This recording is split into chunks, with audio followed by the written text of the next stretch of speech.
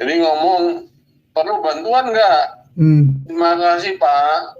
Jadi ngomong, perlu bantuan nggak? Terima kasih Pak. Shalom saudara terkasih dalam Tuhan Yesus Kristus. Salam jumpa bagi saudara sekalian dimanapun saat ini berada di seluruh Indonesia. Saya berdoa roh, jiwa, dan tubuh saudara dipelihara sempurna oleh Tuhan kita Yesus Kristus. Selamat hari Minggu bagi saudara-saudara seiman sekalian. Ya, selalu sehat dan tetap teguh iman kita dalam Yesus Kristus. Amin. Nah saudara, seperti pada judul ini ya, kenapa Ustadz Agustan dan alasan dia menolak didoakan oleh pendeta, saudara. Ya, kenapa saya masih membahas ini? Karena ini memang penting bagi iman kita sebagai orang Kristen. Bagaimana kita harus mempertahankan iman kita untuk tetap percaya kepada Kristus sampai kepada kedatangannya, saudara. Karena ini hal yang sangat penting bagi kita sebagai orang-orang yang percaya. Kita lihat apa yang terjadi dengan Ustadz Agustan sekarang. Setelah dia menghina Alkitab dan mengentutin Alkitab, saudara, maka mungkin beberapa saat setelah itu ya, dia mengalami stroke. Dia mengalami penderitaan. Ini adalah satu penderitaan, saudara. Saya tidak berkata kepada saudara bahwa ini adalah hukuman Tuhan, karena yang berhak menilai itu adalah Tuhan. Tetapi ada banyak yang terlihat di depan mata kita bagaimana ketika mereka menghujat dan mengolok-olok, bahkan meninggalkan Kristus. Kehidupannya semakin terpuruk. Ya. Ada banyak sekarang yang ada di media sosial, bahkan kita lihat dari dulu sampai sekarang, orang mengklaim bagaimana mereka paling benar hidupnya, ya, paling suci hidupnya, paling diterima ibadahnya, saudara.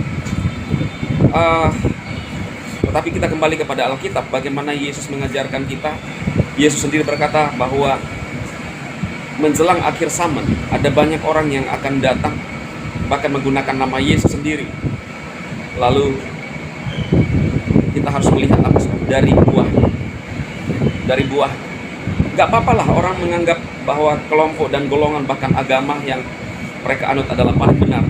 Tetapi kita sebagai orang percaya, kita harus melihat dari buah, saudara.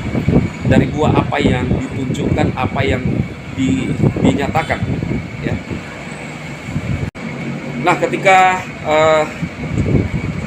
awal Ustadz Agustan stroke, saudara, kalau saudara lihat di media sosial ya, saya sedikit mengikuti, maka channel Tanpa Ragi mengutus utusan kepada Ustadz Agustan karena dia mengatakan kesulitan untuk menghubungi ustadz-ustadz pada saat itu. Maka utusan Tanpa Ragi datang dan menawarkan untuk mendoakan. Tetapi saudara lihat apa yang diungkapkan Agustan, bahwa tidak usah lagi dia didoakan, ya. Lalu kemudian dia mengkaitkan nanti dilihat FPI, karena ada banyak di wilayah FPI sekitar tempat Agustan, saudara.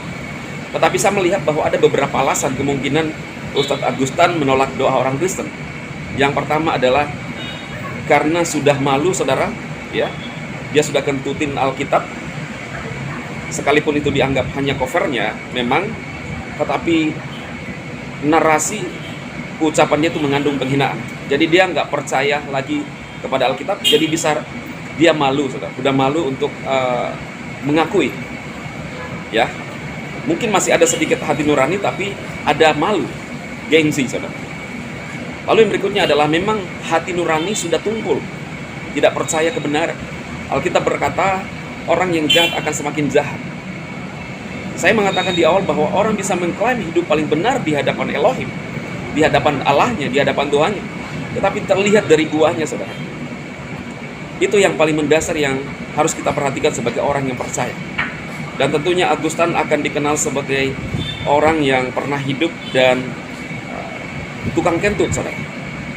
Bukan cuma saya rasa bukan satu daerah, tetapi seluruh Indonesia tahu bahwa perilaku Agustan adalah perilaku yang tidak terpuji dan sangat tidak terpuji. Bagaimana ngentutin, sangat menghina, ya. Saudara, dalam satu perkumpulan saja, kalau kita misalnya tiba-tiba sengaja buang angin, Itu kan tidak sopan dalam sebuah etika. Ya, apalagi ini dengan sengaja. Saya lihat pernyataan daripada seorang pendeta, ya, Henry Tan, seorang kakek yang hidupnya juga penuh dengan nyinyir terhadap hamba-hamba Tuhan.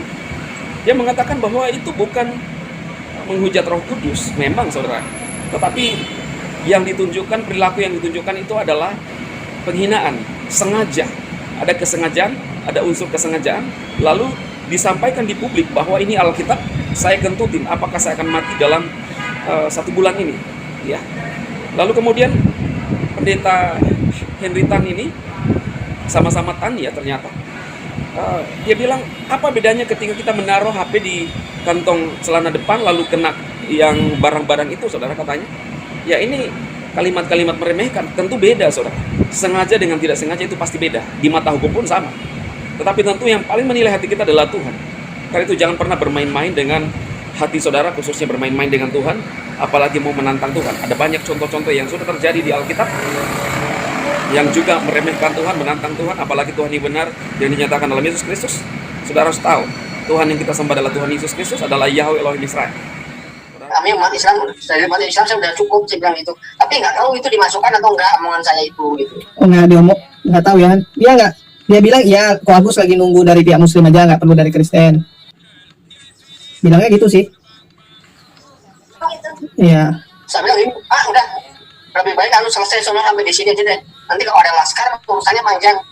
Biasanya daripada ada FPI dari di sini, gue bilang itu kan. Yang datang. Ini pas nggak ada. Kalau urusan doa sudah lah. Kita syariat Islam nggak boleh, Pak. Sampai di sini aja ya. Kalau apa?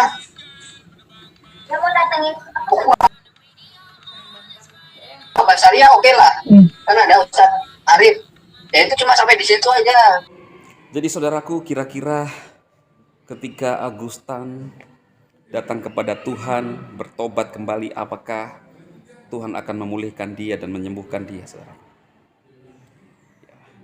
Saya percaya ketika manusia itu berbalik dan datang kepada Tuhan, apa yang kita lihat di dalam Alkitab, saudara, ketika Yeremia meminta umur panjang, maka Tuhan memberikan umur panjang kepada dia. Ketika bangsa Israel berbalik kepada Tuhan, maka Tuhan memulihkan bangsa Israel. Ketika bangsa Israel menjauh daripada Tuhan, maka kutuk yang terjadi. Ketika sungguh-sungguh datang kepada Tuhan, saya percaya Tuhan bisa memulihkan dia, saudara. Tetapi tentunya itu adalah pilihan setiap orang. Tuhan memberikan kepada kita kehendak bebas. Ketika Tuhan menciptakan manusia, Dia memberikan kehendak bebas. Manusia ingin memilih jadi apa.